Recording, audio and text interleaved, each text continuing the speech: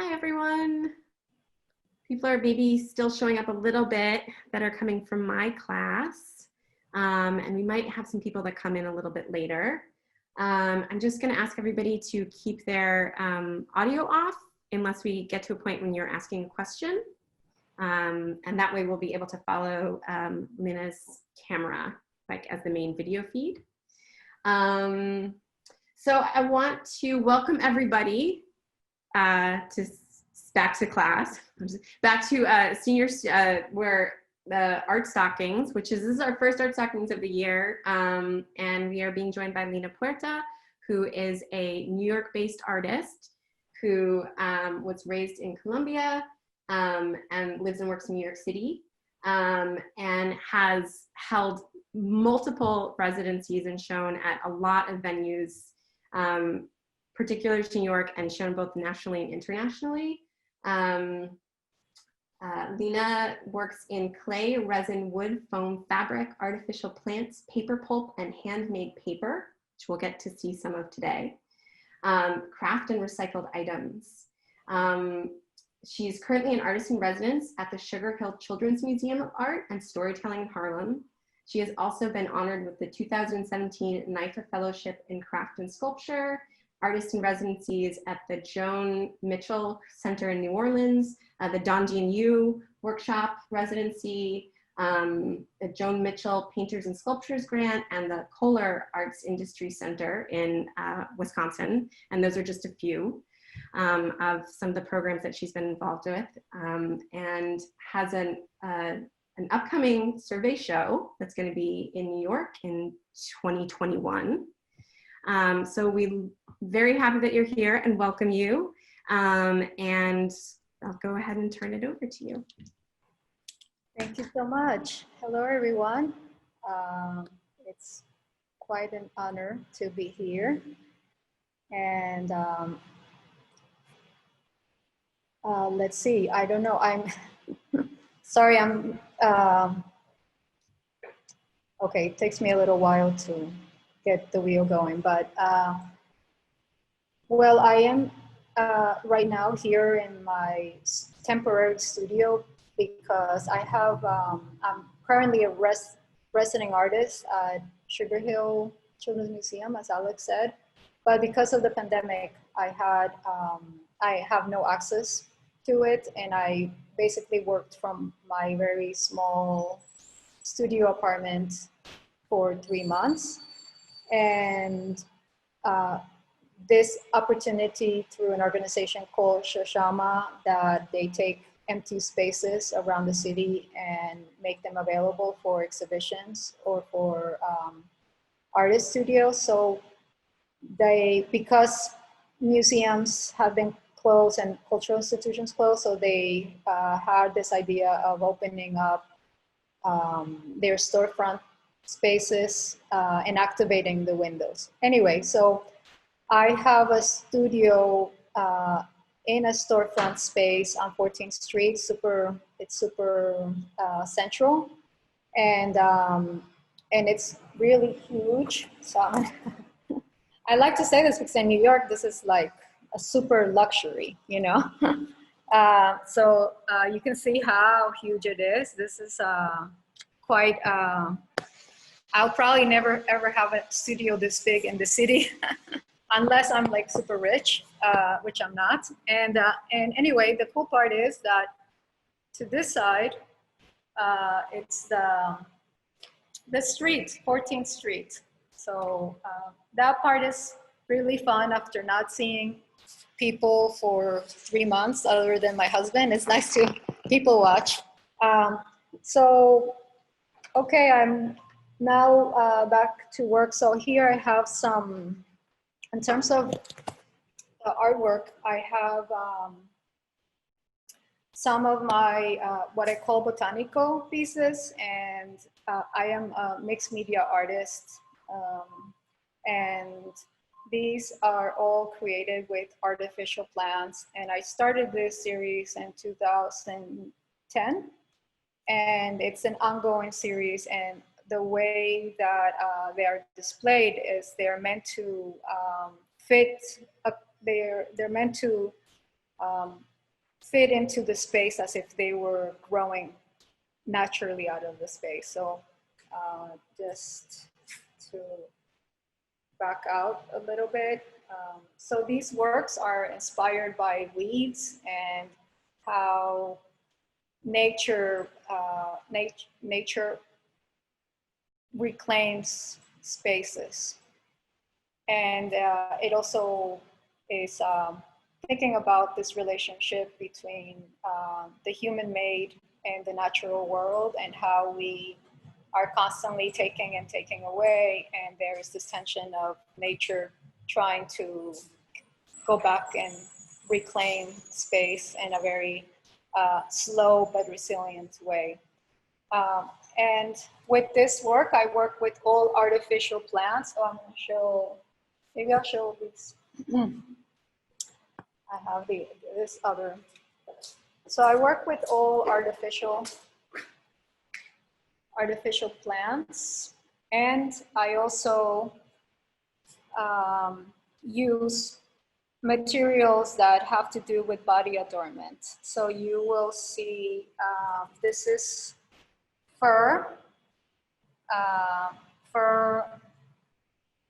sequined fabrics,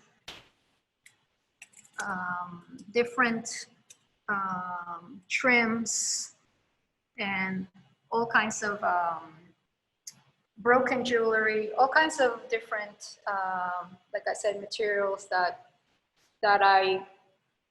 we use for body adornment, and that I also like materials that are celebratory. So they're kind of flashy, and I'm attracted to materials that we associate with partying or dressing up or carnival. And this piece, I make these works in different pieces, and then I install them differently depending on the space. So this is a few pieces that I put together to make it look like one large one. This is a corner piece. I don't know if the light, and I love this column that is all raw and not in a, not the normal white of a gallery. I like the raw of the space, and how this piece looks a little bit more like it belongs here in some way. This one has fur, also some feathers. Okay. Can you see okay? Alex, can you see? Yeah, we can see really well. Oh, good. I'll just speak for the group. I have a question. So I know we agreed that we'd wait for questions, but then I have a question. That's great. Yeah, so that's kind of, I'm not going to show photos of botanical, just Okay. these in live, these that I have here in the studio. So yes, ask me. Okay, so and I just want to talk later about the other works. Yeah. Well, since we were here, I did have a question about the botanical series, and I want to also remind everybody, because I forgot, if you have questions, you can go ahead and put them into the chat, and we'll get to them also that way. But kind of thinking about the materials that you're using, right, in this series, and through this idea of like sequins and party materials and kind of industrially made materials, I was wondering how those fit with the theme of the kind of like nature, or the kind of almost like ruins that you're making. It's like carving into, there are these growth outward, but they also kind of feel like, what happens when we let nature take over, and how those materials of sort of like decorative exuberance, how they fit with the idea of the natural aspect coming through. Mm-hmm.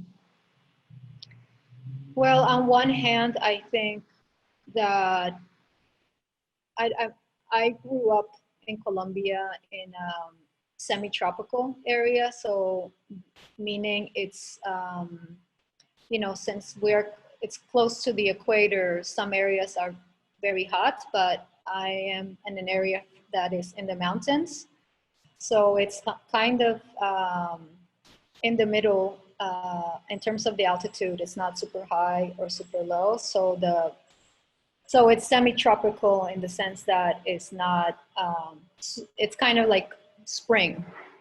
And it's like that mostly year round. We have only a rainy season and a dry season, but because it's the tropics, the nature there is it's much more exuberant, um, and it's constantly, there's such a variety, I think, of plant species, and they're all kind of, I guess some are competing with each other, but it's just visually, I find them, well, very inspiring. And when I started this work, I was not thinking of that, but now when I go back, I understand.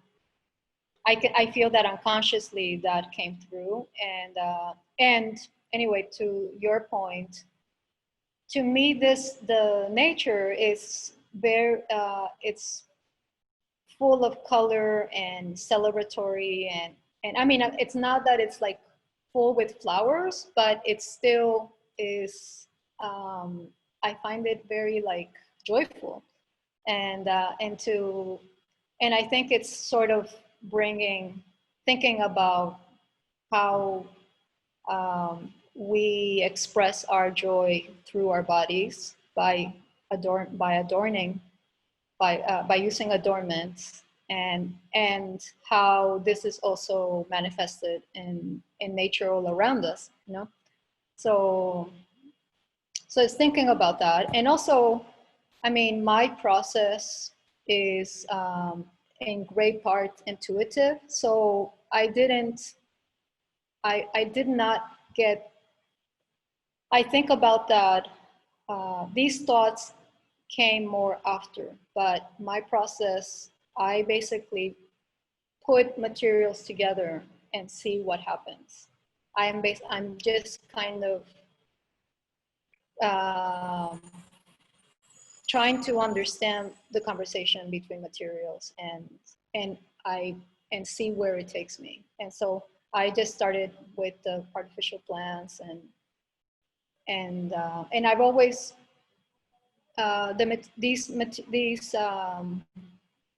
these fabrics and jewelry and all of these materials are materials that I like, and I simply collect them in the studio, and then they just kind of make them, they end up in the work somehow. That's a very long answer. Sorry about that. Any more questions, or should I?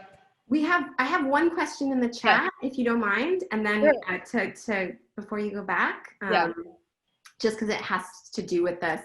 So Emily, do you want to ask your question? Sure. I'm just going to read what I wrote. So thinking about Sky Woman Falling, how did transitioning to New York change your art and your perspective on people's relationship to the world?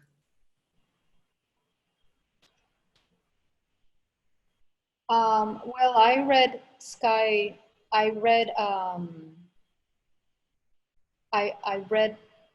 Braiding Sweetgrass just last year, and I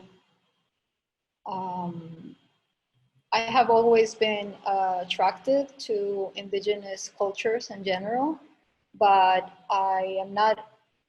I assume I have, because of where my family is from in Colombia, I assume that I have indigenous roots, as well as Spanish and possibly African.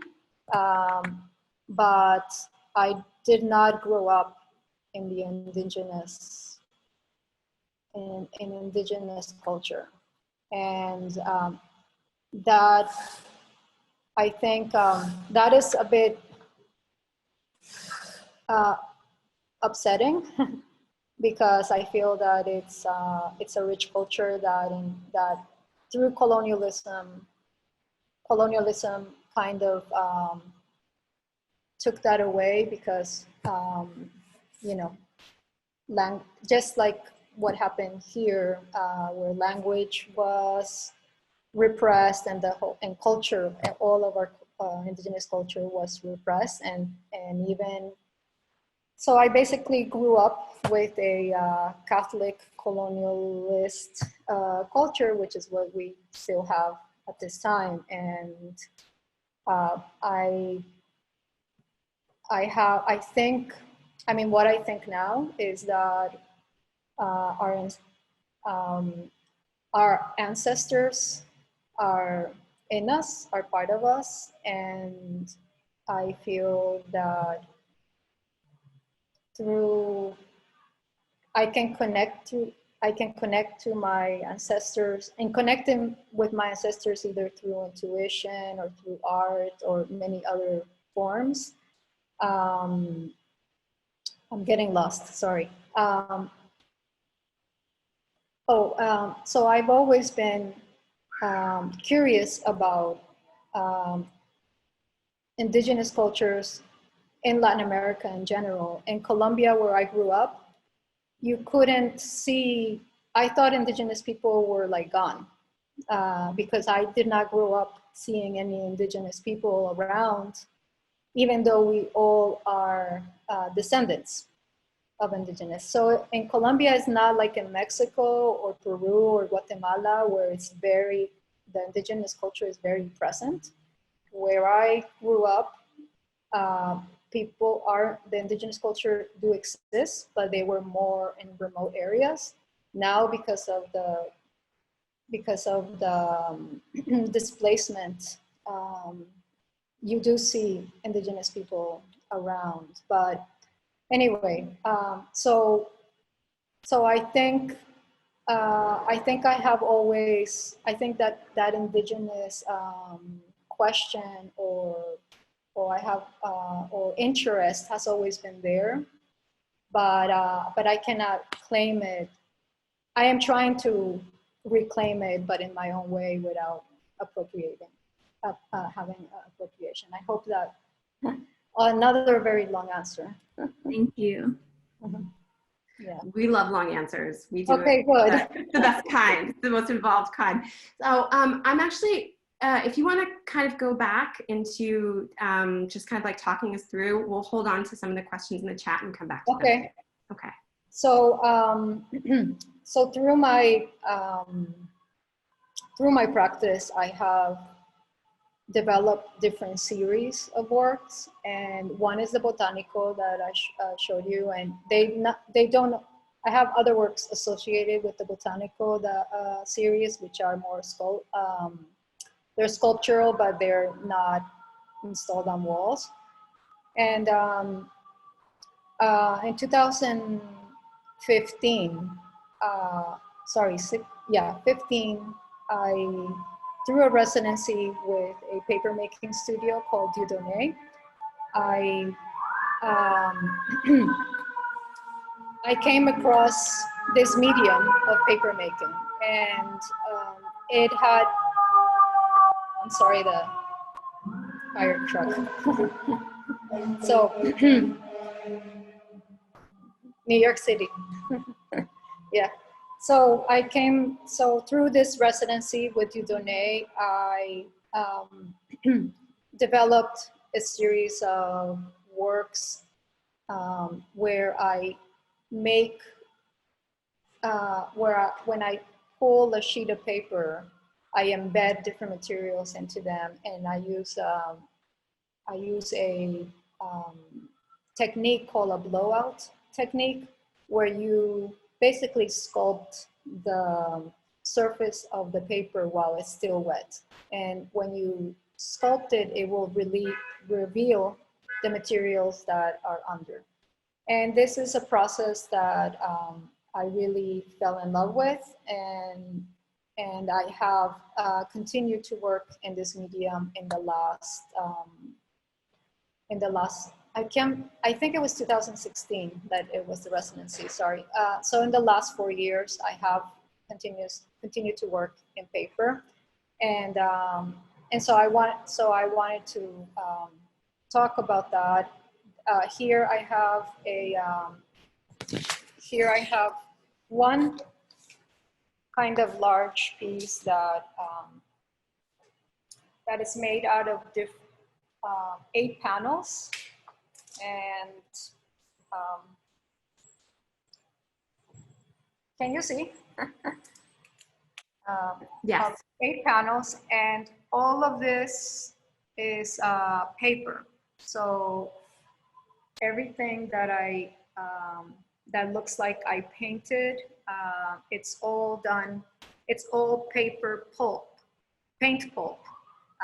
So this is a process where I make the pulp, I pigment it, I make the sheets of paper, and I embed it. So here you can see a little bit of an embroidered fabric that is under another layer of paper.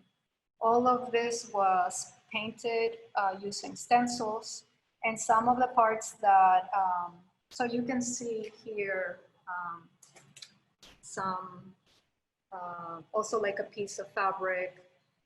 And at the end, once the work is dry, I do another step where I add, like this fabric was added on top. Also these appliques and different material, more appliques over here. So this work is, it's like a tapestry. I did a series of tapestries, and in 2000, okay, I'm gonna go back to my desk. And in 2017, after I did the residency, I created a body of work based on farm workers. And the reason I've always done work around nature and the body, but because of due to the 2016 presidential election and all of the negativity around Latino culture and Latino immigrants, I felt that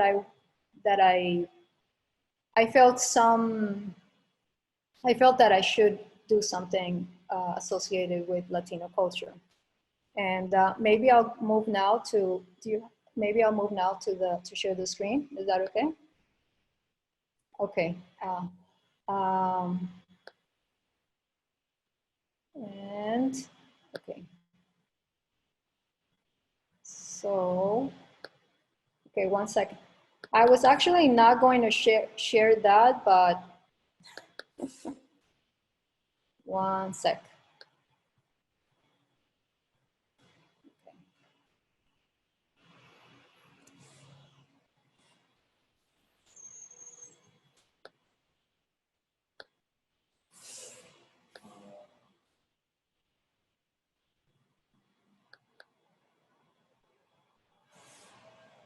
Oh,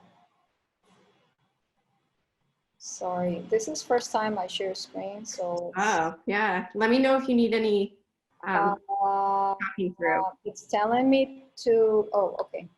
Here. Oops. Oh. It's telling me to quit Zoom. Oh, wait, don't do that. Hold on. Okay, yeah, no. I have an idea. I can bring up your website and share the screen and go to that series, and you can just tell me to move to the next image, whichever, like I can just go through the images as you tell me to. Let me try one more time. Okay. And if not, that's a great idea. Okay.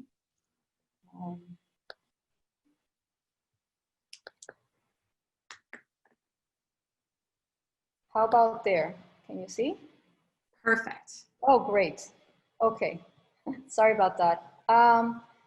So this is a series.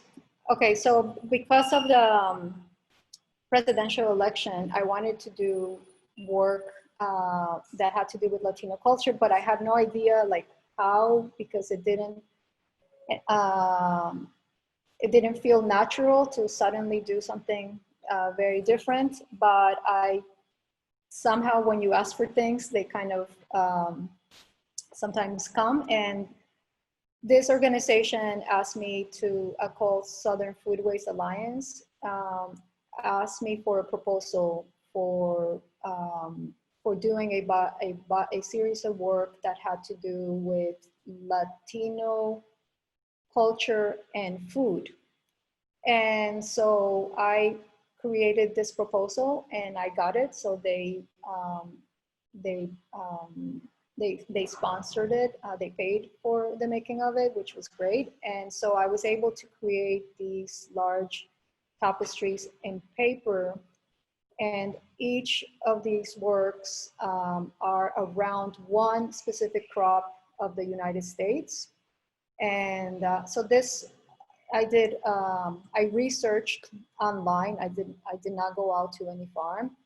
And so this is the sweet potato crop, and the crop workers of farms in the U.S., 90% of them are Latino, and they have they are a marginalized community that in many states they are considered like a modern form of slavery because they have very hard jobs and they go through all kinds of hardships. So here, for example, I incorporated, each of them have a quote. Here it says, "When you first get here to a sweet potato farm, your waist, hands, and your feet can't take it." This is by a farm worker, Nabor Segundo. These are quotes that I got from different news media. And so in each of these,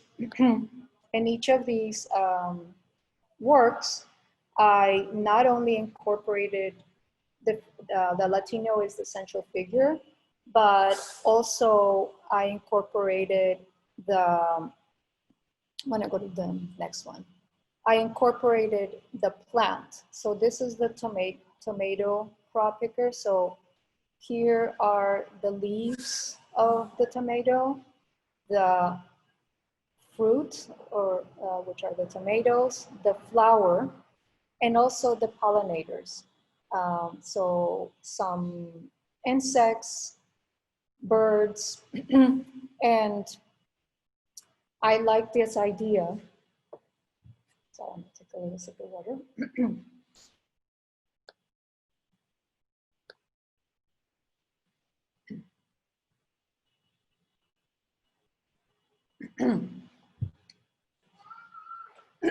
Sorry. I like the idea of the farm worker as being part of this cycle in nature. So all of these were done at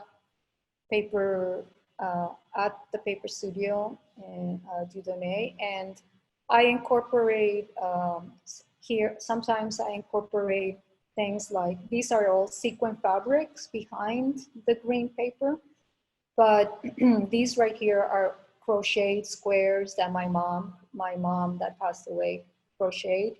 So I keep materials that also have like some sentimental value or that are precious to me. And in this series, I also started to incorporate different fabrics that, let me see if in this one, different fabrics that that I collected in Central America that were made by that were like embroideries or weavings from different textiles that I collected when traveling to Central America. But none of those are in this one. The next one. So this is the chili pepper. And here I actually use the actual chiles. I put them down. Actually, this one still has some of the seeds of the chile that kind of stuck to the paper, these up here. And I just left it. And these chili peppers, I cut them in half and put them down and then use the hose to remove the paper around it. So it's almost like a stencil. In this work, I also, at the end, I use gouache. So these gold leaves are gouache so I do adjustments. These feathers on the body here were also added later, as well as all of these appliques. Okay, so Lina, can I ask a quick question? yes, and I'm gonna go through these quickly because I can talk forever. Oh. So ask me as I go through, yes. I'm just gonna ask, how many layers do these usually have in your paper process? That's a good question. So I start with one solid color layer of paper, and then I put a layer of fabric. So in this case, there is some of you can see through here, some of the sequin fabrics coming through. And here is a color of a huipil, which is a Mayan type, traditional blouse that has the color is embroidered. And this was a color that I think I just bought the color alone. And that is here in the center. You can see some of the colors coming through. And then, so I put them down without thinking what's going to go where. That part is very intuitive. And then I put, in this case, the next layer was pink, a pink sheet of paper on top. And then on top of that, I add, I use pulp paint to add different colors, like around here, around this area. And the black here is on top. And then, so it's not, so there's a lot of work happening on top, but it's not necessarily one single layer, yes. Mm-hmm. And what's the approximate size that we're looking at of these? I always forget. Because I always forget numbers, but yeah.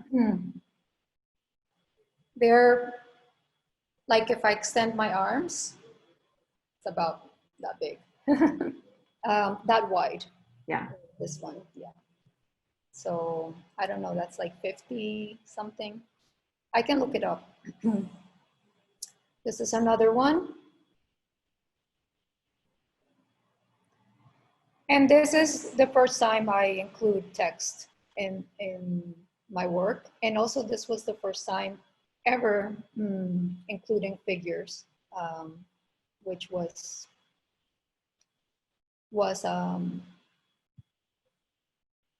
a little bit intimidating at first, but I'm glad it turned out. I'm usually terrified always of, like, our work is like joyful, and at the same time, I don't know, many times I don't know what I'm doing. But this work it's quite planned, like because it was done in a short amount of time. That the actual paper making is done in very short time, and because you have to rent the studio, and so I had to have like a couple paper makers and an assistant, and it's done very fast. but it's super planned. However, in the process, I did not, a lot of it, the colors I put in, where things are placed, it's all kind of happens intuitively. So it's both. But I think that's why it's also stressful. So from here, so this is the whole farm worker series. And after this, are there any questions around this? I wish my throat was a little better. Yeah, no, it's perfect. I mean, I'm sorry that you're experiencing, but we can hear you fine. Does anybody have any questions? I know that Liwan, you had a question in the chat. Would you like to ask it?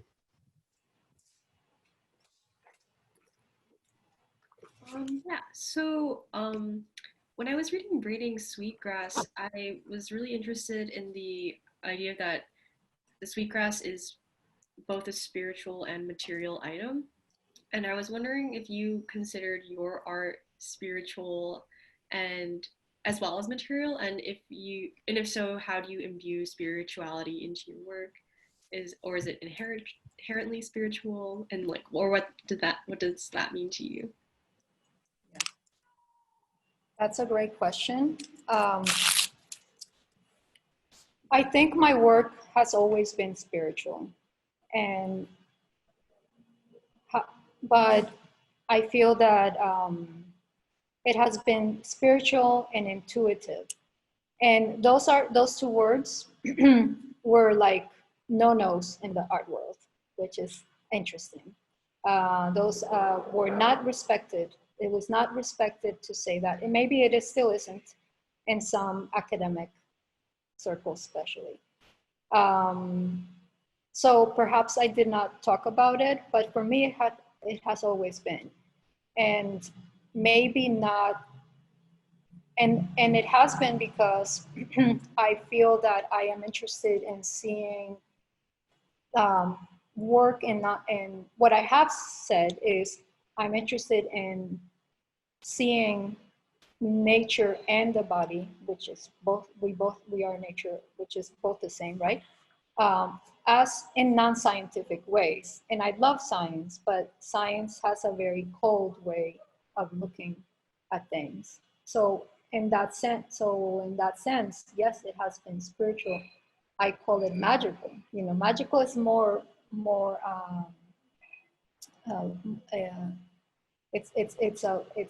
it's better. It's a word better received than spiritual, I think. But it's the same, you know. To me, it is. But with I think braiding sweetgrass. Well, maybe I'm getting ahead, but I think it's a very important book, and also and I think there is there's an interest emerging around indigenous ways of seeing nature that I think is very important, because I think is what can save us from complete destruction of ourselves as a species. So it was very. I think this was something that I was, not to be arrogant or anything, but this was something that I was starting to think about, and I will show a few more works if I have time. I think the indigenous, when I started putting indigenous materials into the work, I think materials have an energy, and these indigenous or more like women-made type art that is considered, I don't know, folk art, has made its way into some of my work. And when, and I think I was starting to think, I was thinking a lot about colonialism. And as I, and thinking of the farm worker, the farm worker, that many of them have indigenous roots. Well, all of us in Latin America, most of us have, but many of them have more, many of them don't speak that much Spanish, like they have a much stronger indigenous backgrounds. And also, I mean, I can go, and they're also marginalized because they're brown. They're more indigenous looking because Latin Americans, there's also white privilege, and there are white Latin Americans. So brown indigenous Latin Americans that are working the land, I started to think about that relationship between the indigenous and the land. Anyway, I'm sorry I'm going on forever. But if I can show another, I realize you're staring at my screen still. I can show other more recent works from here. That would be. You want to ask more questions? Yeah, actually, Lina, would you mind showing us a couple more works, and then maybe we can come back together and ask some questions? Good. So I just want to make sure that we respect your time and keep this to an hour. Thank you. Well, I mean, I can go over, but I don't know. I don't mind going over a little bit. Wait, I had something here on my desktop.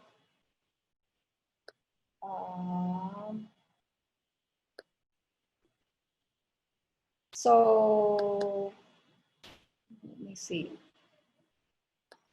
Well, so when I was thinking of, this is the same radish from the work behind me, like the same, it's the same stencil I use, the same image, but after, this will kind of go into, will make sense with what we were, sorry, my desktop is a mess. Okay.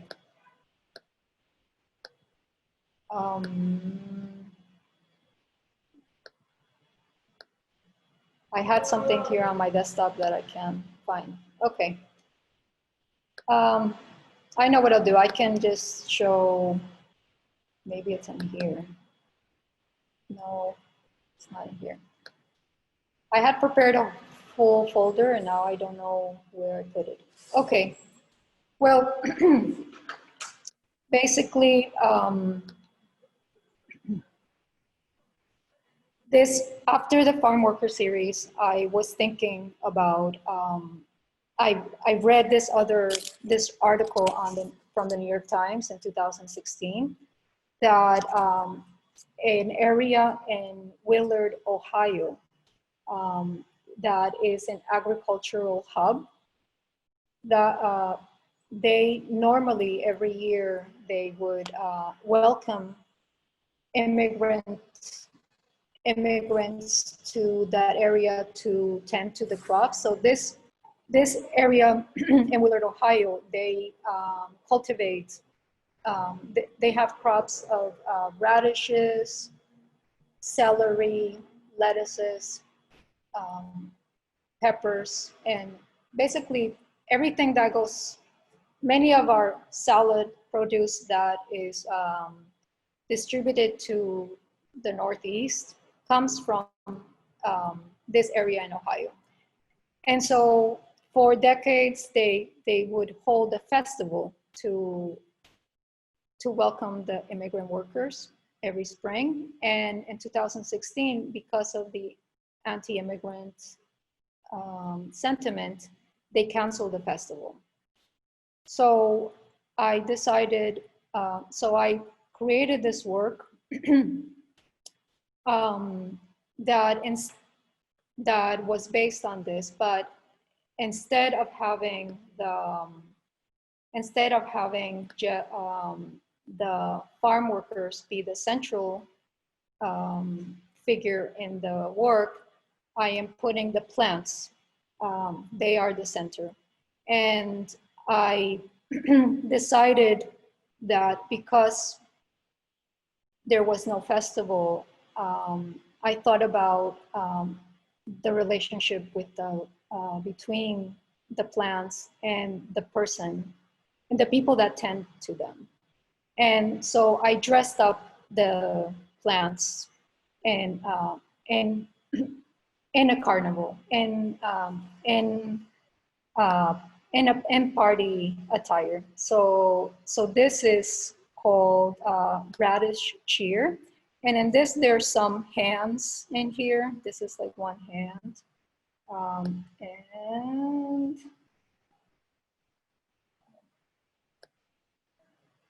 And I have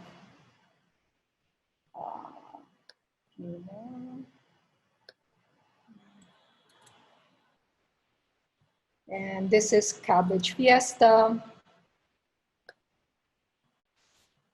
celery lights, cucumber joy. There's also the hands in here. I love these names. Red radish and headdress.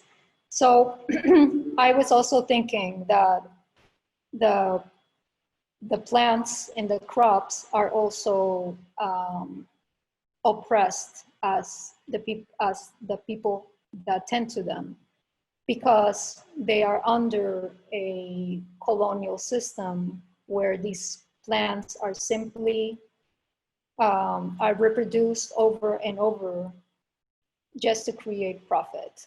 And we are removed from the joy, that joyful cycle of a plant, that a plant goes through in order to yield food.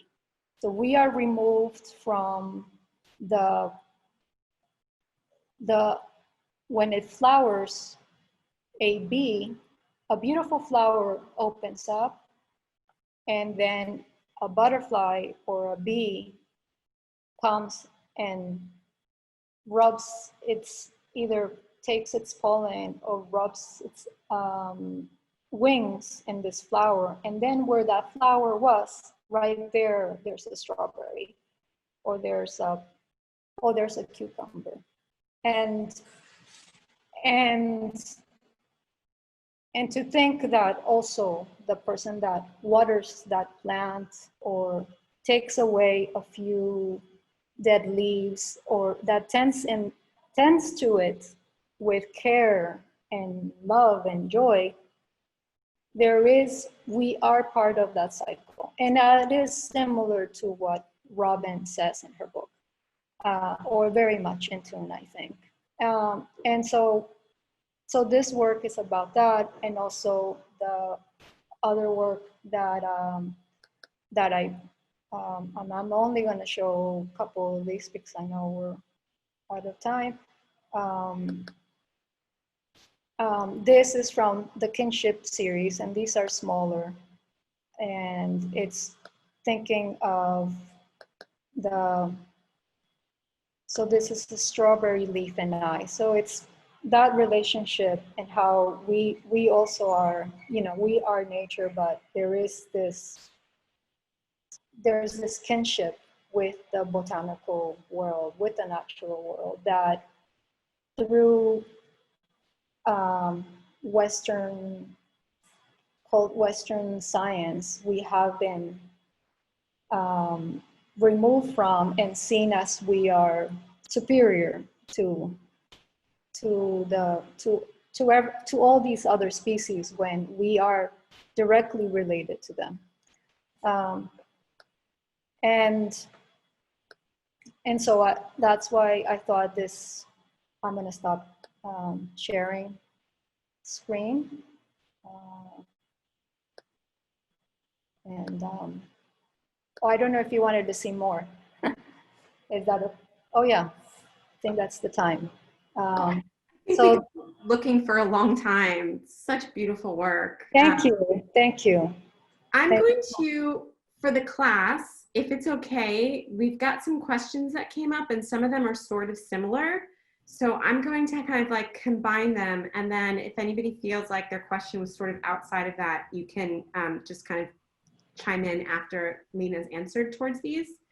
But it seems like if you could talk a little bit, because you talk about working from intuition and you have a very materially based practice. And you talked a bit about the paper making itself and the time constraints of that. So one of the questions that's come up for people is, how do you practice? How do you experiment before that? What is your kind of sort of like process of experimentation, or how do you think about kind of like exploration and then the controlled aspects?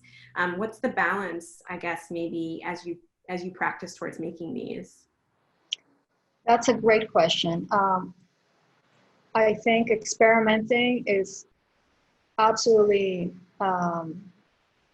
essential to my practice, and especially when working with a new medium like paper was. So when I first started, I like I said, I came to paper through a residency, and I had some ideas, but that ended up being very different to what I actually did. And I worked with a paper maker, and that is part of the residency. You work with a paper maker. And I was not sure about what to do. So because I work, like I said, materials is what sort of the materials guide me. So my very first, a full day, the residency is essentially only 5 days in the studio that they get broken up.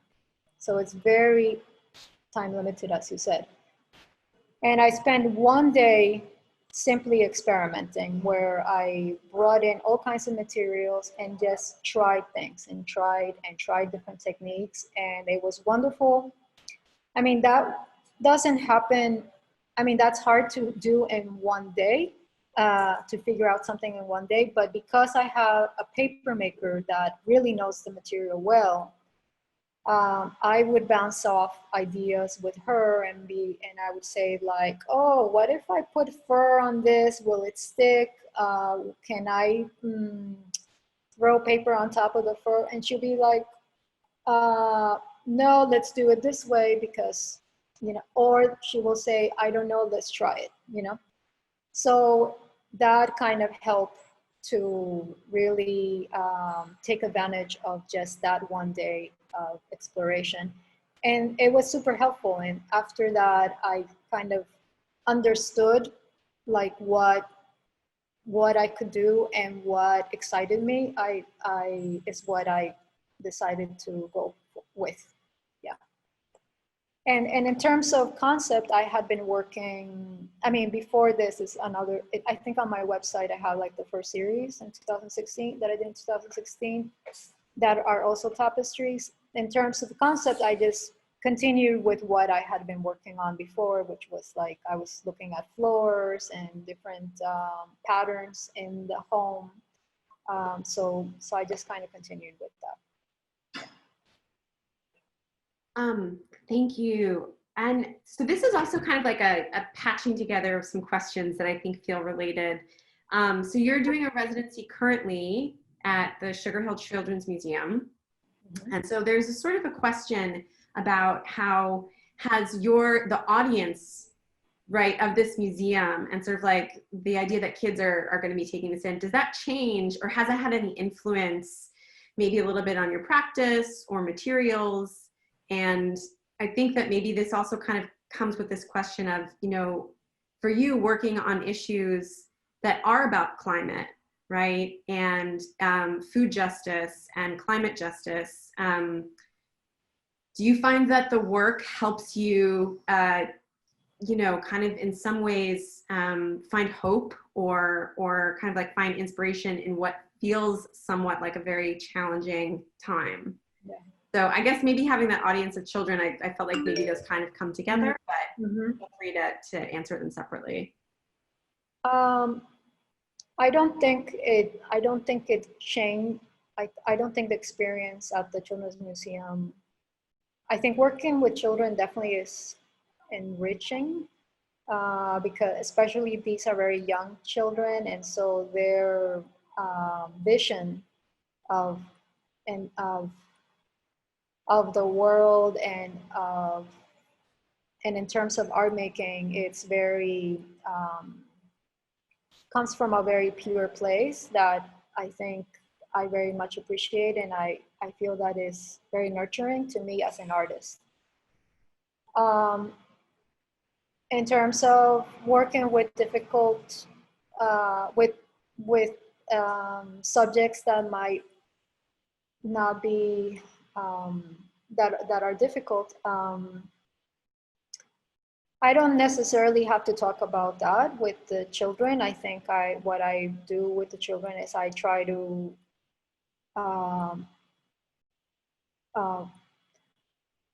share with them or engage them in the more joyful part of art making, and without going into these concepts that are very alarming. But I think art definitely comes from definitely poses hope. You know, I think I am an optimist always, and even though sometimes, you know, it's difficult, sometimes it's easy to feel down about all of these issues. I think we have to hold on to joy and love, and I'm saying those words because I feel like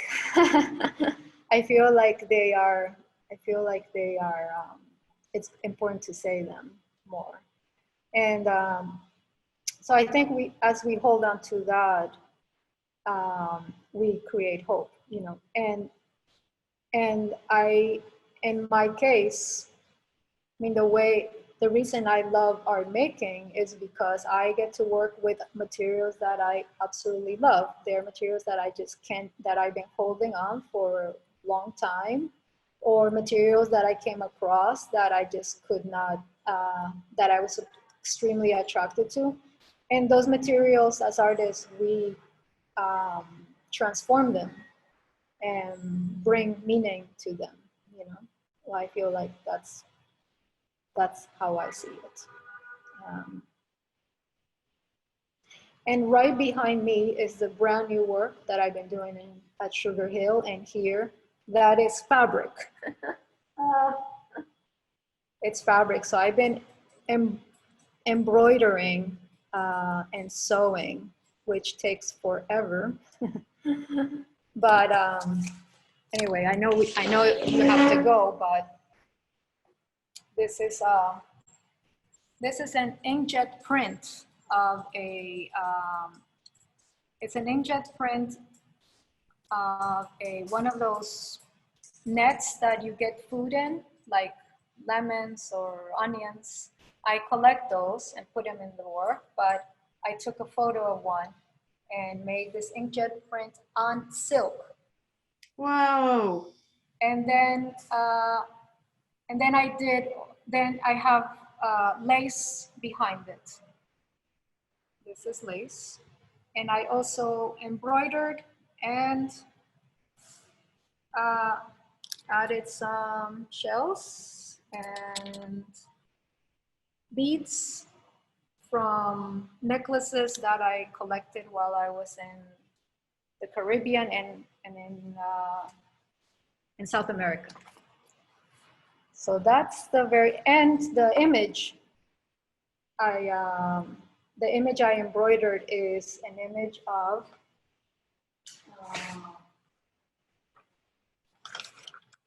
it's this image.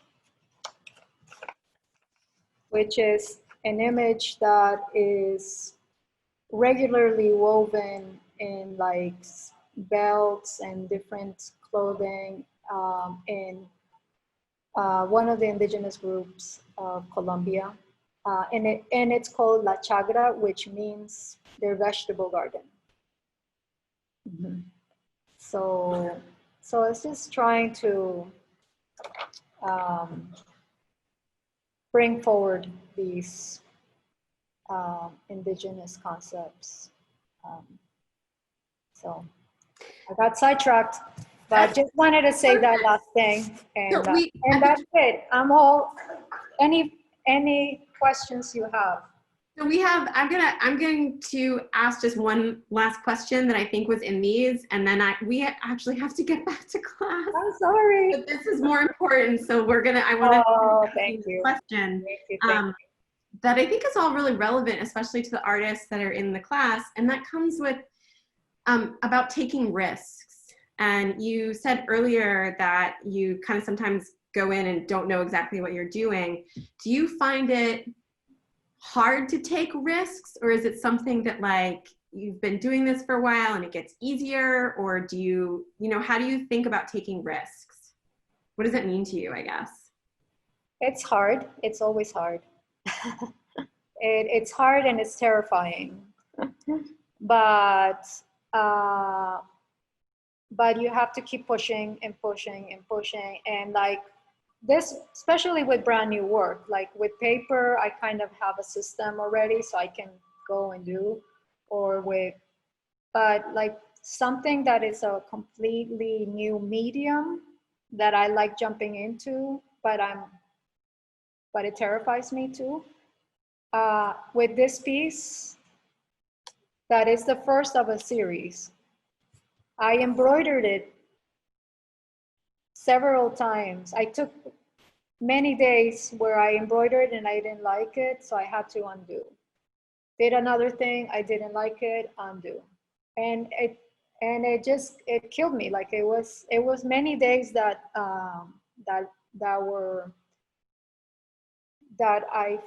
was hard, because I have the pressure that this is going to be part of a solo show at the museum, and it's like precious time, but I couldn't just go with the first thing. You have to kind of be satisfied, and I just try different things and try. But once you do, you have to keep trying, and once you get there, then it's great. Once you get to a point where you're like, oh, I think this is interesting, then it's exciting. But before that, it's hard. And sometimes, and that's how it goes. Like, okay, I did this part, now I don't know what I'm going to do next. And you just have to keep trying and trying and trying and trying.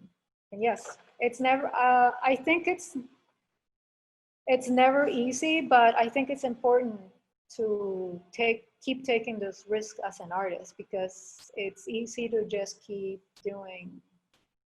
I mean, I don't know. I think there are some artists that can stay with one series of work and can continue forever, and it's still great, But I am attracted to different mediums, and I also like working with what I have, and this was something like with this work behind me. I was in a residency that they had this great printer, and there were these two other artists that were like, how about we print on silk? Would you want to go in on a roll of silk? And I was like, wow, I never tried that. Sure. So, I like this, but it's not something that I would have gone to do. It's just something that kind of fell into my lap, and I just kind of go with it sometimes. Yes. Thank you. Thank you so much for visiting with us and for being the first Art Stockings Artist of the Season. And we're a little bit over time, and I really appreciate kind of staying with us a little bit longer. So does anybody have any wrap up, any final thoughts? Hong Kong. No, well, you know, thank you for your patience with my scattered mind. Or that I go to Honestly, many places. seeing each other's desktops, you know? And also, yeah, but anyway, great to talk to you, and thank you for, and I hope, did you like the book or the chapter in the book? Yeah, and we have that in the Smith Library, and there's also a place where you can get the whole book online. Mhm. So please, if you are interested in this as being part of one of your kind of like bibliography and research books, there's places to find it. Okay, Yeah, wonderful. great. Well, thank you so much for your Thank you so interest, much, Alex. Lina. Thanks for the invitation. Thank Of you. course. Thank you for joining us. And I hope to see you sometime in the future. I hope so too. Have a great semester, everyone. Thank you. Bye. Bye-bye.